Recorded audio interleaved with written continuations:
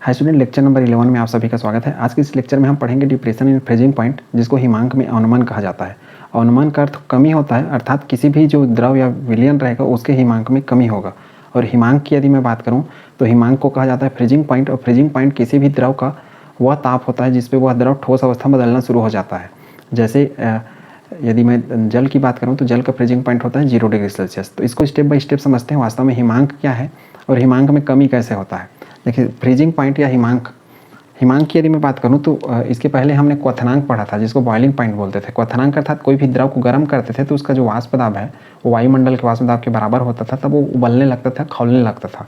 उसमें क्या रहता था, जो द्रव है और वाष्प है उनके बीच में साम्य अवस्था रहता था। चूँकि यहाँ पे हम क्या कर रहे हैं, कोई भी द्रव को जमा रहे हैं, तो मैं यहाँ बोल सकता हूँ कि जो द्रव होता है या फिर जो लिक्विड है उसके और सॉलिड के बीच, अर्थात जो ठोस है, क्योंकि हम जो द्रव है उसको ठोस में बदल रहे हैं, उसके बीच में क्या रहता है, साम्य अवस्था रहता है। तो इस समय जो ताप रहेगा, अर्थात द्रव से ठोस बन जाए, ठोस से द्रव बने, इस समय जो ताप रहेगा इसी को हम बोलेंगे फ्रीजिंग पॉइंट या हिमांक बिंदु। तो उम्मीद है ये चीज़ आपने समझ लिया होगा। अब इस समय क्या होगा, इस समय ये होगा कि द्रव ठोस में बदलेगा और ठोस द्रव में बदलेगा, तो वायु दाब अर्थात इनका जो वाष्प दाब रहेगा वो भी एक समान रहेगा। जैसे वातावरण का हमारा वाष्प दाब 1 atm होता है, तो इसका भी 1 atm रहेगा। द्रव में भी वाष्प उतने ही रहेंगे, ठोस में भी वाष्प उतने ही रहेंगे। यदि मैं जल का देखूँ उदाहरण, तो जल का हम जानते हैं हिमांक होता है 0 डिग्री सेल्सियस। अर्थात मैं जल के लिए ये बोल सकता हूँ कि जल जब द्रवावस्था में रहता है तो उसका जो हिमांक बिंदु रहेगा वो भी 0 डिग्री सेल्सियस रहेगा, और जब ठोस रहेगा तो भी वो 0 डिग्री सेल्सियस रहेगा। अर्थात इसका फ्रीजिंग पॉइंट दोनों केस में एक बराबर रहेंगे। कब ऐसा स्थिति बनेगा, जब जो हमारा द्रव है वो एक वायुमंडलीय दाब की स्थिति में रहेगा, और जब वो ठोस होना स्टार्ट करेगा धीरे धीरे, उस समय 0 डिग्री सेल्सियस उसके द्रव का भी रहेगा और 0 डिग्री सेल्सियस उसके ठोस का भी फ्रीजिंग पॉइंट या हिमांक बिंदु रहेगा। उम्मीद है चीज़ आपने समझ लिया होगा। ठीक है, अब हम समझते हैं कि जो फ्रीजिंग पॉइंट है उसमें कमी कैसे होता है। ठीक, तो हमने इसके पहले वाष्प दाब में अपेक्षिक अवनमन अर्थात relative lowering of vapour pressure पढ़ा हुआ है। उसमें हमने क्या देखा था कि कोई भी जो हम विलायक लेते थे अर्थात सॉल्वेंट लेते थे जो कि द्रवावस्था में रहता था, और उसमें हम कोई विलय मिला देते थे नॉन वोलेटाइल नेचर का, जिसको हम अवाष्पशील बोलते हैं, जो वाष्प में नहीं बदलता, जैसे नमक हो गए, शक्कर हो गए, इस टाइप की चीज़ें। तब विलयन का जो वाष्प दाब है वो कम हो जाता है, जिससे विलयन के हिमांक में कमी होती है, तो उसको हम बोलते हैं वाष्प दाब में अवनमन। अवनमन का अर्थ होता है कमी, जिसको डिप्रेशन भी कहा जाता है। तो उम्मीद है ये चीज़ आपने समझ लिया होगा। इसके पहले जो हमने क्वथनांक में पढ़ा था, क्वथनांक में क्या होता था, विलयन का जो क्वथनांक, चूँकि वाष्प दाब कम होता था इसलिए जो उसका क्वथनांक रहता था वो बढ़ जाता था। अर्थात मैं क्या बोल सकता हूँ कि हिमांक की जगह यदि क्वथनांक लिखूँ तो सारे कॉन्सेप्ट उल्टे हो जाएंगे। अर्थात इसके पहले जो हमने क्वथनांक में उन्नयन पढ़ा था उसका ठीक उल्टा चढ़ेगा हिमांक में अवनमन। हिमांक मतलब बर्फ जम रहा है, ठोस हो रहा है, क्वथनांक मतलब उबल के भाप बन रहा है, वाष्प बना रहा है। तो क्वथनांक का ठीक उल्टा होने वाला है हिमांक में। ठीक है, उसमें भी वाष्प दाब कम रहता था विलयन का, इसमें भी। और किसकी अपेक्षा कम हो रहा है, यहाँ पे शुद्ध विलायक है। जैसे मैं एग्जांपल लूँ, एक शुद्ध विलायक है जिसके सारे जो द्रव है वाष्प में बदलने वाले हैं। तो ये हमारा हो गया वाष्प ऊपर में, और ये हमारा यदि लूँ विलयन, जिसको सॉल्यूशन कहता हूँ, तो अब इस विलयन में क्या है, ये है हमारा विलायक या सॉल्वेंट, और ये जो रेड कलर के हैं ये हमारा क्या है, अवाष्पशील विलय है। हमने इसमें मिला दिया है अवाष्पशील विलय, अर्थात नॉन वोलेटाइल सॉल्यूट है। अब इसको यदि हम देखें तो इसमें चूंकि नॉन वोलेटाइल सॉल्यूट है, मिक्स हो गया है, ये शुद्ध रूप में है, अर्थात इसमें कोई चीज़ मिक्स नहीं है, सिर्फ विलायक है। चूंकि हमने इसी शुद्ध विलायक में विलय को मिला दिया इसलिए उसका नाम हमने विलायक रखा है। ठीक है, अब इस तरीके से ये विलयन बन गया। और विलयन बन गया तो यहाँ पे क्या होता है, विलय के जो कण है ऊपर का हिस्सा को घेर लेते हैं, इसलिए क्या होता है, जो विलायक रहते हैं वो थोड़ा मात्रा में वाष्प बना पाते हैं, अर्थात यहाँ वाष्प कम क्या बनता है, कम बनता है। अब वाष्प कम बनेगा, इसका अर्थ क्या होगा, वाष्प कम बनेगा तो जो इसका क्वथनांक रहेगा या इसको उबालने का जो बिंदु रहेगा वो अधिक रहेगा, अर्थात हिमांक कम होगा। क्वथनांक के ठीक उल्टे में होता है हिमांक, ये याद रखें कॉन्सेप्ट, इसीलिए क्वथनांक और हिमांक का एक दूसरे से उल्टा है। इसको स्टेप बाय स्टेप समझते हैं। ये तो इसका वाष्प हो गया। ठीक है, शुद्ध विलायक की यदि मैं वाष्प दाब देखूँ तो इसको हम PA0 से डिनोट करते थे। विलयन का वाष्प दाब देखूँ तो विलयन के लिए मैं लिखता था PS, और विलयन में क्या होता है, विलय और विलायक। विलय का वाष्प दाब देखूँ तो PB, और इसका देखूँ तो PA। चूँकि विलय कौन सा नेचर का है, अवाष्पशील नेचर का, इसलिए वो वाष्प बनाएगा ही नहीं, इसलिए मैं इसको हटा दूंगा। अर्थात मैं क्या बोल सकता हूँ, इसका जो विलयन का वाष्प दाब है उसको या तो मैं PS लिख दूँ या फिर सिर्फ PA लिख दूँ। ठीक है, तो ये PA है विलायक, लेकिन किस में, विलयन में उपस्थित जो विलायक है उसका वाष्प दाब है। तो या तो हम PA लिखें या फिर PS लिखें, ये हम पहले पढ़ चुके।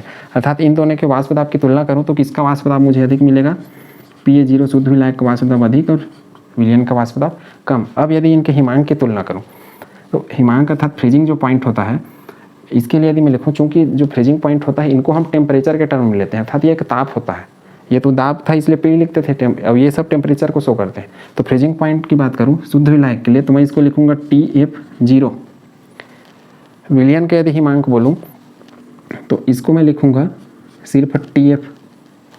अब देखिए हिमांक शुद्ध विलायक का और विलयन का, इन दोनों में जिसका वाष्प दाब, देखिए इसका वाष्प दाब कम है, वाष्प दाब कम है, इसीलिए इसका हिमांक क्या होगा, कम हो रहा है, और हिमांक किसका अधिक हो रहा है, शुद्ध विलायक का। अर्थात मैं क्या बोल सकता हूँ, जिसका वाष्प दाब अधिक उसका हिमांक भी क्या हो जाएगा, अधिक।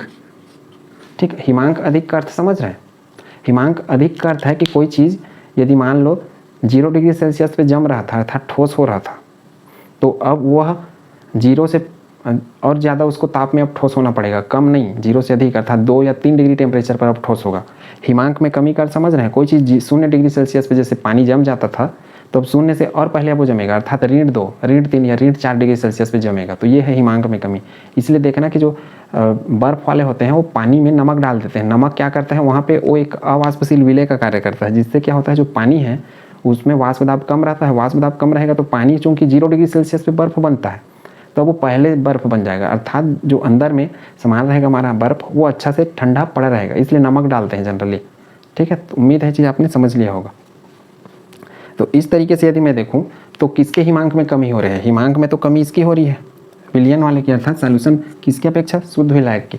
तो हिमांक में कमी को मैं इस तरीके से दिला सकता हूँ ना, डेल TF इक्वल टू अधिक किसका है हिमांक, देखिए अधिक कौन सा है, ये TF0 शुद्ध विलायक का, और कम कौन सा है TF। तो ये हमको एक रिलेशन मिलेगा, और ये जो डेल TF है इसी को हिमांक में अवनमन कहते हैं, हिमांक में अवनमन अर्थात डिप्रेशन इन फ्रीजिंग पॉइंट, और ये है इसी को डेल TF से शो करते हैं या दिखाते हैं।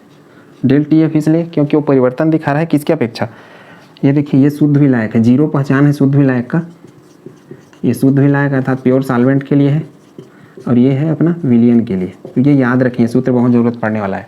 हमने क्वथनांक में उन्नयन वाले में दूसरा देखा था, क्वथनांक में उन्नयन में यहाँ पे हम विलयन का लिखते थे TB, और यहाँ पे शुद्ध विलायक का लिखते थे, अर्थात यह उससे उल्टा चल रहा है। ठीक है, तो ये याद रखना है आपको, हिमांक का उल्टा क्वथनांक है। अब इसको याद करने का एक ट्रिक आप याद रखें कि जो वाष्प दाब होता है, वाष्प दाब अर्थात जो वेपर प्रेशर है वो हिमांक के समानुपाती है, लेकिन क्वथनांक के क्या है, व्युत्क्रमानुपाती है, या बॉइलिंग पॉइंट लिख सकता हूँ इसको। अब ये क्या है, फ्रीजिंग पॉइंट।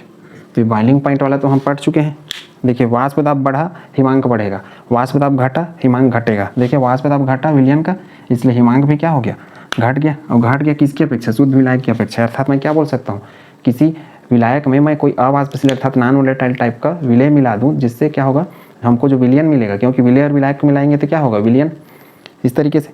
तो जो विलयन का वाष्प दाब है वो कम हो जाता है किसके अपेक्षा, शुद्ध विलायक की अपेक्षा, इसलिए शुद्ध विलायक की अपेक्षा विलयन का जो हिमांक है वो कम हो जाता है, और उसी को क्या बोलते हैं, हिमांक में कमी या हिमांक में अवनमन। तो ये हो गया आपका डेफिनेशन, और इस तरीके से उम्मीद करता हूँ कॉन्सेप्ट आपने समझ लिया होगा। ये फार्मूला बहुत काम आने वाला है न्यूमेरिकल के पर्पज से, जो इससे हमने क्वथनांक में उन्नयन में पढ़ा हुआ था, इसका उल्टा है। वहाँ पे हम TB लेते थे, ये वाले को B अर्थात बॉइलिंग पॉइंट, और F का अर्थ होता है फ्रीजिंग पॉइंट। विलयन वाले को हम यहाँ रखते थे और विलायक वाले को उधर रखते थे, यहाँ इसका उल्टा है। ठीक, तो उम्मीद करता हूँ कॉन्सेप्ट आपने समझ लिया होगा, और ये भी समझ लिया होगा कि जो जल होता है उसमें नमक क्यों डालते हैं, जो बर्फ़ वाले रहते हैं वो, या फिर जैसे ठंड प्रदेश होते हैं, इसके ढेर सारे एप्लीकेशन है वास्तव में हिमांक में अवनमन के। जैसे ठंड प्रदेश होते हैं उस जगह पे क्या होता है, रोड पे बर्फ़ जम जाते हैं सामान्य ताप मतलब 0 डिग्री सेल्सियस ताप पर, तो उसमें क्या होता है वो लोग नमक का छिड़काव कर देते हैं। तो नमक क्या करता है, आसपास के वातावरण के टेम्परेचर को कम कर देता है। अब टेम्परेचर को कम करने की वजह से क्या होता है, उस नमक की वजह से बर्फ़ जल्दी नहीं जमता, क्योंकि उतना ताप आसपास के वातावरण का नहीं होता, इस कारण बर्फ़ उस पर पूरा जम नहीं पाता है।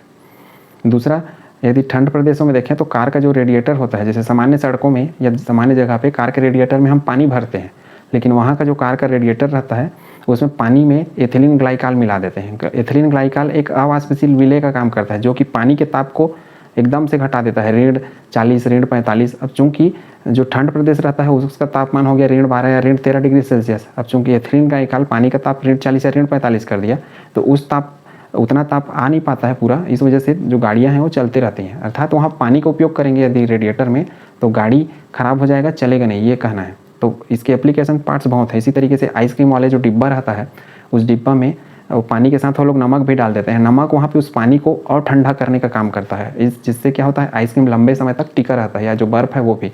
क्योंकि नमक को मैं घोल दूंगा तो अवाष्पशील विलेय रहेगा और उसका वाष्प दाब कम हो जाएगा। वाष्प दाब कम होगा तो फ्रीजिंग पॉइंट कम होगा। फ्रीजिंग पॉइंट अर्थात हिमांक बिंदु का कम होना का अर्थ मैं पहले ही बताया कि कोई जो द्रव है मान लो 0 डिग्री सेल्सियस पे जम जाता था, तो हिमांक में कमी का अर्थ है कि वो 0 डिग्री सेल्सियस से और पीछे चला गया, अर्थात वो अब -2 या -3 डिग्री सेल्सियस पर जम जाएगा, मतलब और पहले जमेगा।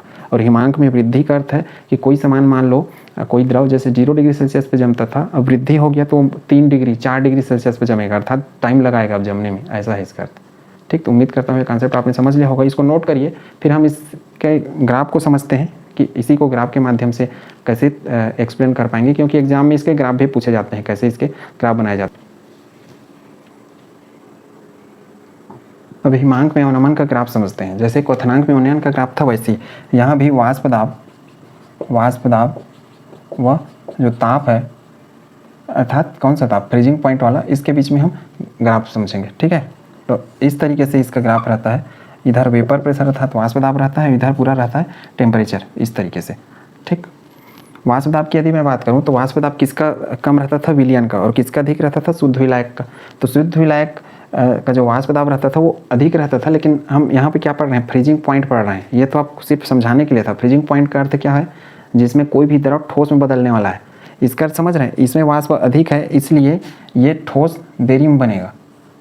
ठीक है, इसमें वाष्प कम है इसलिए ये ठोस जल्दी बन जाएगा। इसलिए देखिए ये बड़ा गैप है, वो छोटा गैप है, अर्थात ये ठोस बनाएगा जल्दी। जो लाइन कर रहा हूँ वो ठोस, अर्थात ये जो लाइन किया हूँ ये ठोस देरी में बनाएगा, और वो जो लाइन है वो वाला ठोस जल्दी, अर्थात ये जो लाइन किया हूँ ये ठोस देरी में बनाएगा और ये ठोस जल्दी बनाएगा। कारण ये है कि यहाँ वाष्प दाब अधिक है, वहाँ वाष्प दाब कम है। अब देखिए इसको समझिए, हम इस तरीके से लेते हैं। पहले तो ये हो गया हमारा शुद्ध विलायक, और ये एक और लाइन, ये दूसरा लाइन हमने इसलिए लिखा क्योंकि जो शुद्ध विलायक है हमारा दो टाइप से है। एक तो शुद्ध विलायक रहेगा द्रव अवस्था में, दूसरा रहेगा ठोस अवस्था में। ठीक है, ऊपर वाला हमारा रहेगा यहाँ पे शुद्ध विलायक, ये हमारा रहेगा द्रव अवस्था में अर्थात लिक्विड फॉर्म में। और हम जानते हैं कि फ्रीजिंग पॉइंट किसको बोलते हैं, फ्रीजिंग पॉइंट अर्थात होता है जिसमें द्रव और ठोस के दोनों के वाष्प दाब क्या होंगे, बराबर होंगे। ठीक है, ये वाष्प दाब और टेम्परेचर के बीच, वाष्प दाब टेम्परेचर के बीच में ग्राफ था। और ये यहाँ पे भी हमारा शुद्ध विलायक रहेगा, लेकिन ये जो शुद्ध विलायक है अर्थात प्योर सॉल्वेंट है, ये हमारा रहेगा ठोस अवस्था में अर्थात सॉलिड स्टेट में, ये इस समय बर्फ बन जाए रहेगा। और दूसरा हमारा ये इसके, चूँकि ये इसका वाष्प दाब अधिक था इसलिए ऊपर में बनाया। ये वाष्प दाब का ये लाइन है, वाष्प दाब अधिक वाला। और वाष्प दाब किसका कम था, विलयन का। और जिसका वाष्प दाब कम उसका क्या होगा, फ्रीजिंग पॉइंट कम। फ्रीजिंग पॉइंट कम का अर्थ समझ रहे हैं, ये पहले जम जाएगा। तो फ्रीजिंग पॉइंट कम है इसलिए विलयन को इसके ठीक नीचे में बनाऊंगा और इधर नीचे बनाऊंगा। ठीक है, तो उम्मीद है चीज़ आपने समझ लिया होगा। ये विलयन के लिए विलयन, लेकिन विलयन अब भी किस में है, इस वाले लाइन में। विलयन यहाँ पे द्रव अवस्था में है, जैसे ऊपर में विलायक या जो सॉल्वेंट है प्योर सॉल्वेंट वो द्रव अवस्था में था वैसे ही। ठीक, तो विलयन को द्रव नहीं लिखेंगे तो भी चलेगा, लेकिन इनको आपको बताना पड़ेगा। प्योर सॉल्वेंट लिक्विड स्टेट में, प्योर सॉल्वेंट सॉलिड स्टेट में। ठीक है, इस लाइन पे देखिए जो विलयन है यहाँ पे आने के बाद, अर्थात इधर से मैं चलूँ स्टार्ट करूँ ये 0 से, तो देखिए सबसे पहले यही मिलेगा मेरे को विलयन वाला। अर्थात विलयन सबसे पहले किस में बदल जा रहा है, ठोस में बदल जा रहा है। चूँकि ये विलयन का है तो विलयन को हम किससे दिखा रहे हैं, TF से। तो ये हमारे लिए हो जाएगा TF। ये वाला जो लाइन है इस पर यदि मैं देखूं तो ये किसके लिए हमारा था, शुद्ध विलायक के लिए। और शुद्ध विलायक को हम किस में दिखा रहे हैं, TF0 से, इस तरीके से। अब ये पॉइंट कौन से हैं जहाँ पे टच कर रहे हैं, ये पॉइंट है इसमें जो हमारा प्योर सॉल्वेंट है जो ठोस अवस्था वाला है वो, और ये विलयन, ये दोनों साम्य अवस्था पे है। अर्थात ठोस और द्रव इस पॉइंट पे साम्य अवस्था पे विलयन के साथ, इस पॉइंट पे साम्य अवस्था अर्थात इक्विलिब्रियम में द्रव और ठोस हैं किसके, सॉल्वेंट के, वो साम्य अवस्था पे हैं। क्योंकि हम फ्रीजिंग पॉइंट किसको कहते हैं, द्रव और ठोस जब साम्य अवस्था पे रहे उस ताप को बोलते हैं फ्रीजिंग पॉइंट। तो ये देखिए इस विलयन का फ्रीजिंग पॉइंट ये है, शुद्ध विलायक का फ्रीजिंग पॉइंट ये, क्योंकि इसमें शुद्ध विलायक का ठोस द्रव साम्य अवस्था पे इस पॉइंट पे और इस पॉइंट पे विलयन। विलयन के लिए हमने TF लिखा है, इसके लिए TF 0, और दोनों में अंतर हमने क्या लिखा है देखिए, डेल TF जिसको क्वथनांक, डेल TF जिसको हिमांक में अवनमन बोल रहे हैं, डेल TF, इस तरीके से। उम्मीद है यहाँ तक तो आपने समझ लिया होगा। अब इससे हम क्या कंक्लूजन निकालेंगे, देखिए इसको हम नंबरिंग कर लेते हैं। देखिए A, इसको B बना लो, इसको C, इसको D, इसको E, इस तरीके से अपनी सुविधा अनुसार ABCD ऐसे क्रम से। पहला देखिए, ताप बढ़ने पर वाष्प दाब बढ़ता है, ये तो जानते हैं। ताप बढ़ाने पर क्या हो रहा है, वाष्प दाब हमेशा बढ़ता है, चाहे किसी का भी रहे, विलायक का भी, विलयन का भी। ठीक है, ऐसा जाते जाएंगे क्योंकि पानी खौलना स्टार्ट कर देगा, लेकिन हम यहाँ पे क्या लिख रहे हैं, ठोस वाली चीज़ों को। ये तो पहला हो गया। दूसरा यदि मैं बात करूँ तो दूसरा ये बोल सकता हूँ कि AC यहाँ पे क्या है, ठोस विलायक है या ठोस प्योर सॉल्वेंट है, ठोस विलायक। CD क्या है, CD है द्रव विलायक, अर्थात प्योर सॉल्वेंट द्रव अवस्था में, या द्रव शुद्ध विलायक भी लिख सकते हैं। और BE क्या है, विलयन है। C और D, B जो बिंदु है इसमें क्या है, विलायक और विलयन, विलायक व विलयन साम्य में है, साम्य में। विलायक कौन सा, ठोस वाला, और विलयन तो द्रव है ही। ये C पॉइंट देखिए, C जो आप ग्राफ में दिखा वही लिखना रहता है। C में कौन सा है, द्रव और ठोस। विलायक कौन सा, द्रव, व विलायक ठोस, विलायक ठोस साम्य में। ठीक है, अब यहाँ पे किसका हिमांक कम और किसका हिमांक अधिक, देखिए सबसे पहले आया, अर्थात इसका हिमांक कम और इसका हिमांक अधिक। तो TF, इसका हिमांक क्या है, कम है, TF 0 से। इसी वजह से क्या है, अब कम है इस और साथ में वाष्प दाब किसका कम है, TF मतलब कौन सा है, ये है विलयन। विलयन का वाष्प दाब कम किससे, शुद्ध विलायक से।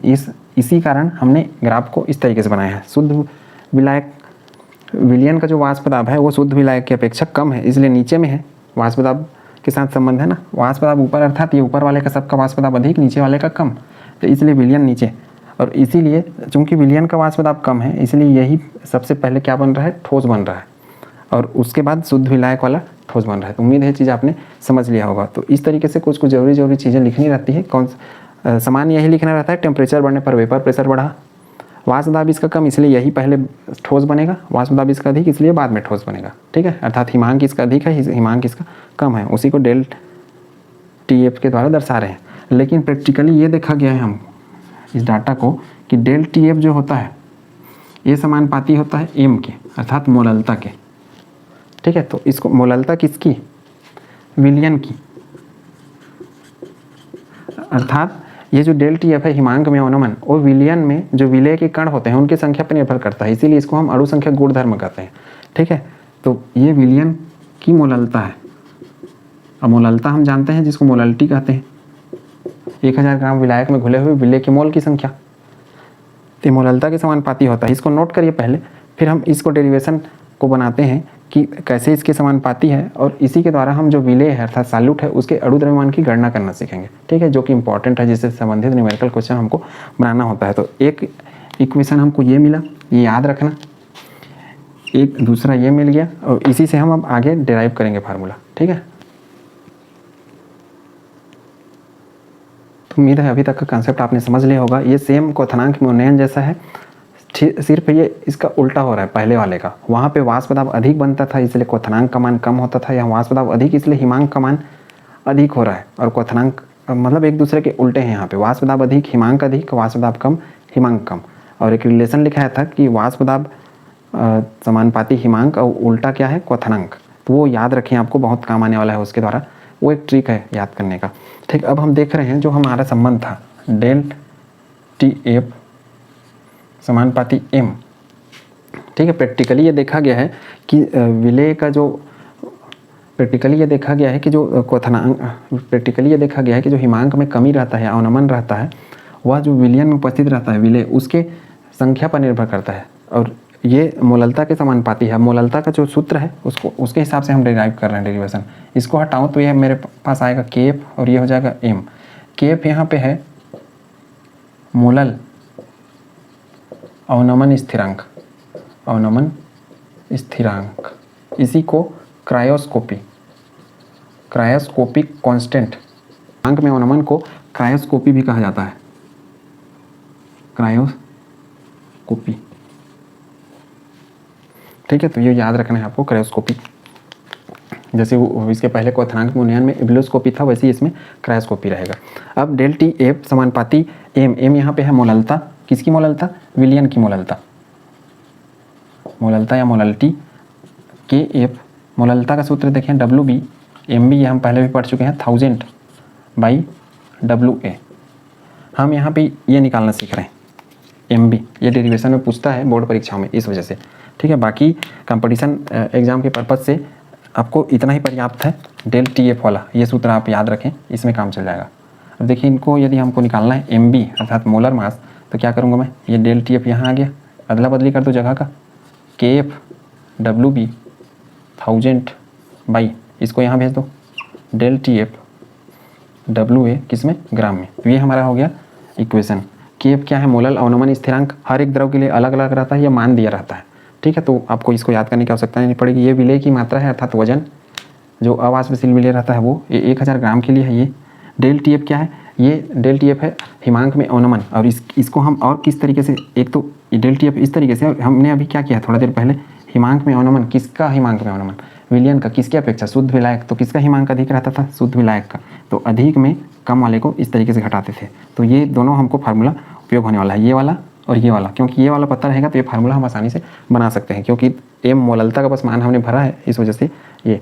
और यदि हमारा जो न्यूमेरिकल क्वेश्चन रहेगा उसमें यदि 1/2 घटक आता है, 1/2 फैक्टर से संबंधित क्वेश्चन, तब हम इसी फार्मूला को डेल TF वाले को IKFM इस तरीके से रिप्लेस करेंगे, आई का गुणा। ठीक है, अर्थात फार्मूला हमारा वही रहेगा, एक एक्स्ट्रा आई उसमें जोड़ेंगे जब न्यूमेरिकल क्वेश्चन करना रहेगा तब। तो उम्मीद करता हूँ ये कॉन्सेप्ट आपने समझ लिया होगा, कैसे करना है सबका अर्थ। ये TF0 क्या है, ये शुद्ध विलायक का हिमांक है, ये विलियन का हिमांक है, अर्थात फ्रीजिंग पॉइंट सॉल्यूशन का, फ्रीजिंग पॉइंट प्योर सॉल्वेंट का। और बाकी ये तो जानते हैं डिप्रेशन इन फ्रीजिंग पॉइंट। ठीक है, तो उम्मीद करता हूँ ये कॉन्सेप्ट आपने समझ लिया होगा। इसको नोट करिए, फिर इससे संबंधित हम न्यूमेरिकल क्वेश्चन करते हैं, कैसे क्वेश्चन इससे पूछे जाते हैं।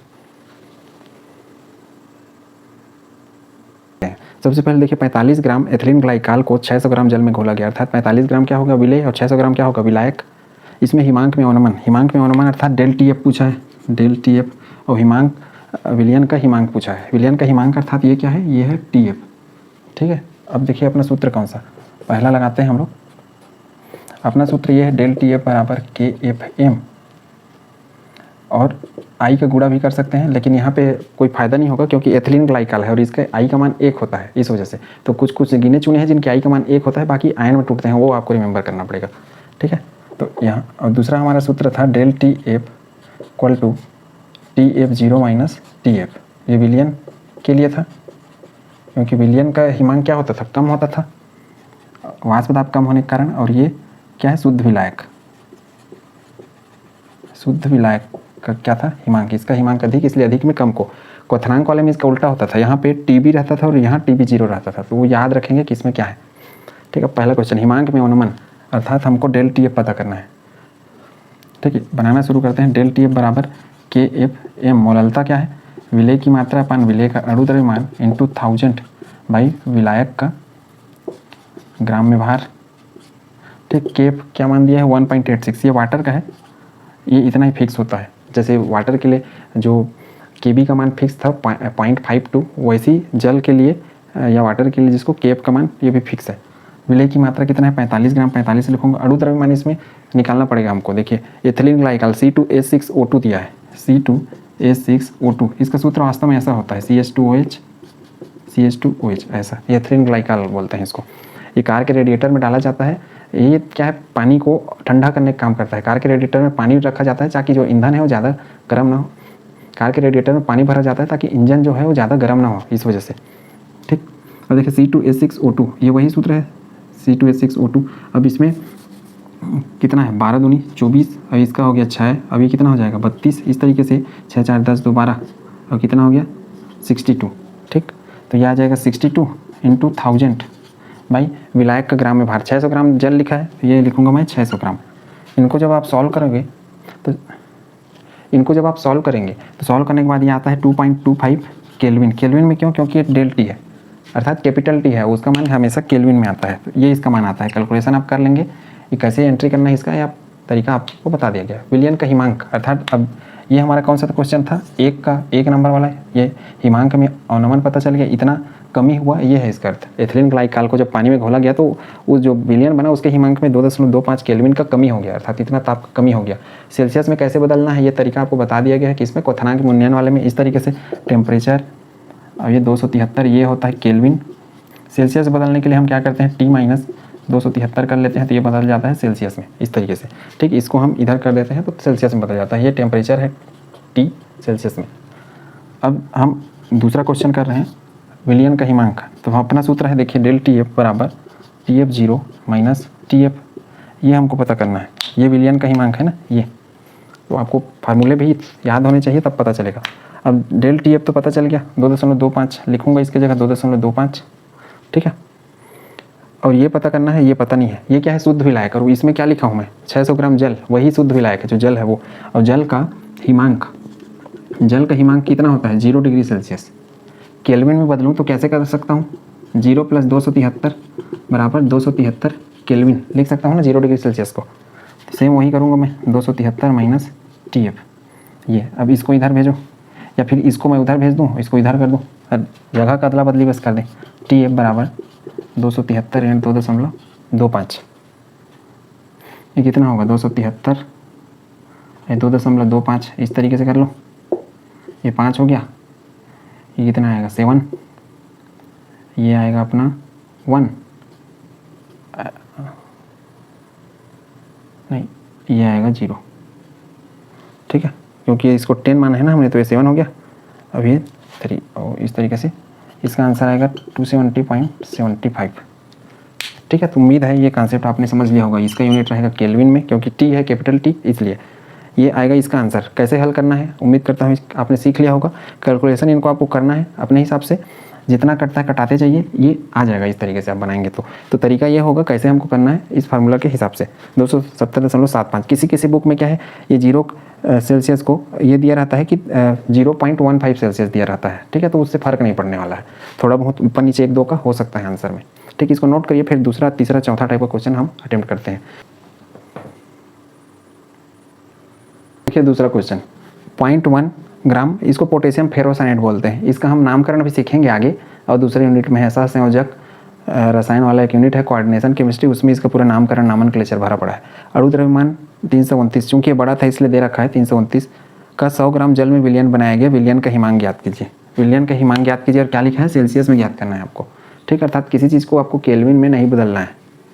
ठीक, विलयन का हिमांक, अब हम वही सूत्र लगाएंगे डेल TF KFM और डेल TF0 माइनस TF, ये चीज़ हमको पता करना है। अब देखिए इसको हम कैसे सॉल्व करते हैं।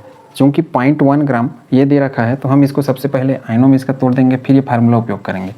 K3FeCN6, इसको जब जल में डालते हैं तो ये ऐसा टूटता है, 3K+ और FeCN6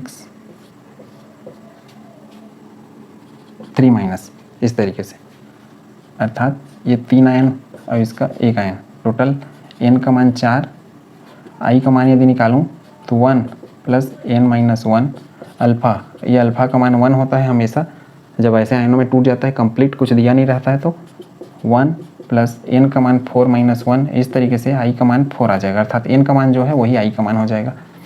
अब इस सूत्र का उपयोग करते हैं, क्योंकि हमको क्या निकालना है, सबसे पहले ये तो निकालना ही है, लेकिन इसको निकालने से पहले ये निकालना पड़ेगा, तभी ये निकल पाएगा। ठीक है, del TF = I KFM। I अर्थात ये हम 1/2 फैक्टर का इसमें मल्टीप्लाई कर रहे हैं, गुणा कर रहे हैं। सभी में हम कर सकते हैं, ऐसा नहीं है, पहले वाले में भी कर सकते थे, लेकिन वहाँ पे 1 रखना पड़ता है i का मान। ठीक है, तो वो जरूरी नहीं रहता है। अब इसमें जरूरी है, यदि नहीं रखेंगे तो गड़बड़ हो जाएगा आंसर। इस वजह से यहाँ पे जरूरी था, इस वजह से इसको करना पड़ रहा है। के एफ का मान 1.86, मोललता विलय की मात्रा अपन विलय का अणु द्रव्यमान गुणित 1000 भाई विलायक का ग्राम में भार 4 × 1.86, विलय की मात्रा कितना है 0.1, अणु भार कितना है 329, ये हो गया 1000 बाई WA 100 ग्राम लिखा है, 100 ग्राम जल में घोल दिया गया। इसको जब हम गुणा करते हैं तो ये मान आता है 2.3 × 10⁻²। चूँकि हमको पूरा डाटा किस में लिखना है, ये लिख रखा है सेल्सियस में, इसलिए मैं लिखूँगा सेल्सियस। लेकिन ये हमारा क्या है, हिमांक में अवनमन है, अर्थात हिमांक में इतनी कमी हुई। ठीक है, ये दूसरे मान भी आ सकते हैं, सबका कंप्लीट गुणा भाग करेंगे तो जरूरी नहीं है यही दशमलव में आ जाएंगे ये। ठीक, मैं डायरेक्ट यहाँ आंसर लिख दिया हूँ, ये बटा 100 कर दूंगा तो और दशमलव इधर बढ़ जाएगा। ठीक है, अब हम del TF equal to TF0 minus TF, ये डेल TF का मान 2.3 × 10⁻²।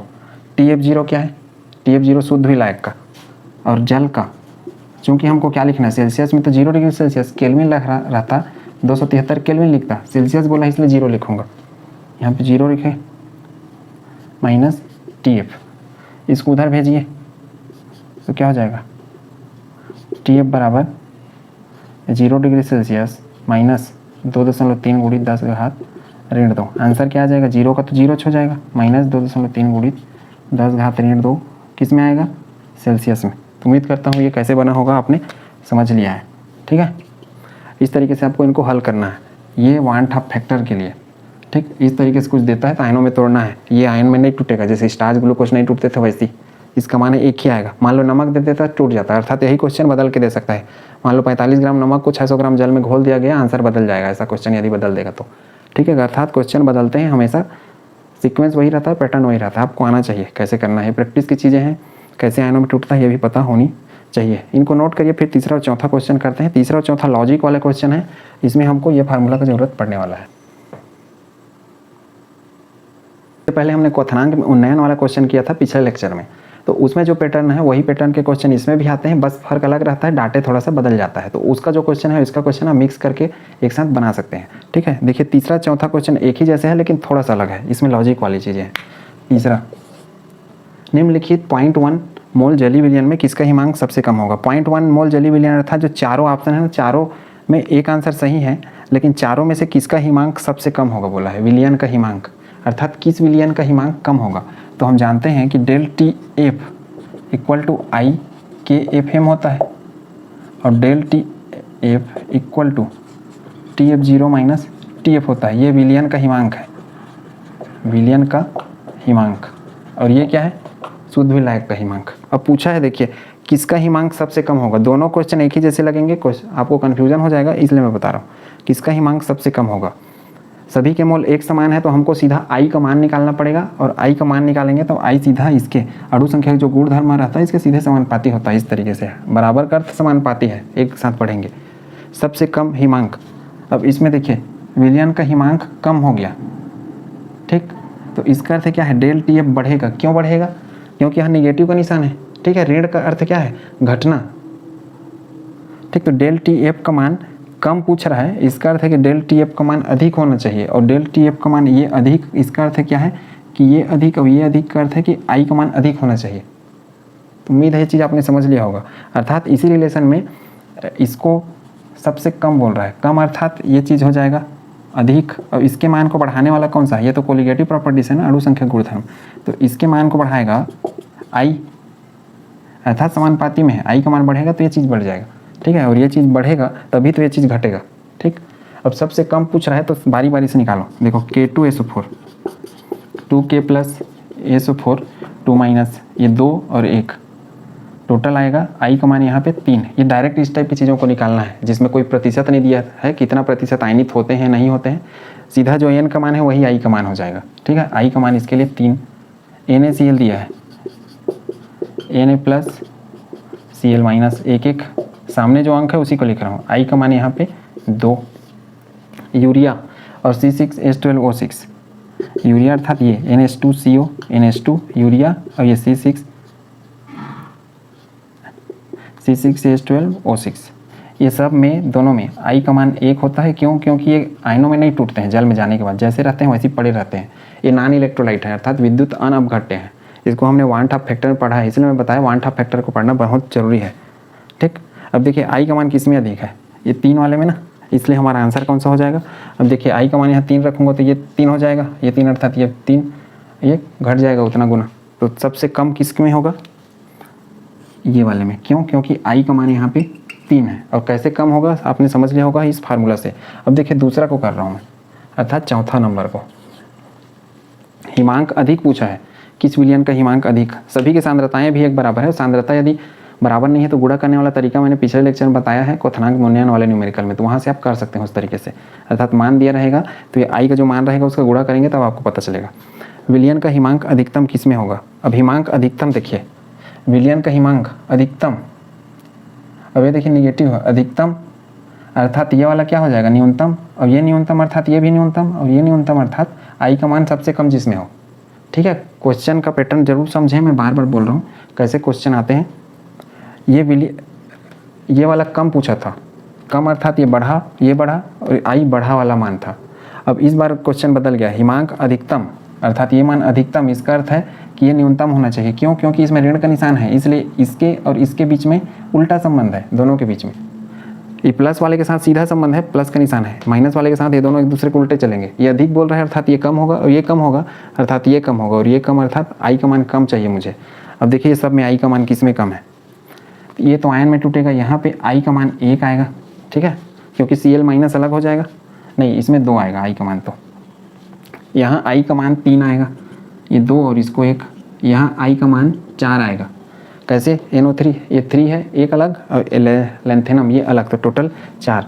यहाँ कैल्शियम अलग, NO3 ये 2 बार अलग, तो 2 और 1 3 हो जाएगा। यहाँ Cl वाला अलग और ये सब एक साथ अलग, तो यहाँ आई का मान 2। इसमें देखिए यहाँ आई का मान 1, क्यों? क्योंकि यह ग्लूकोज है, तो जो हमारा ऑप्शन आएगा डी हमारा सही रहेगा।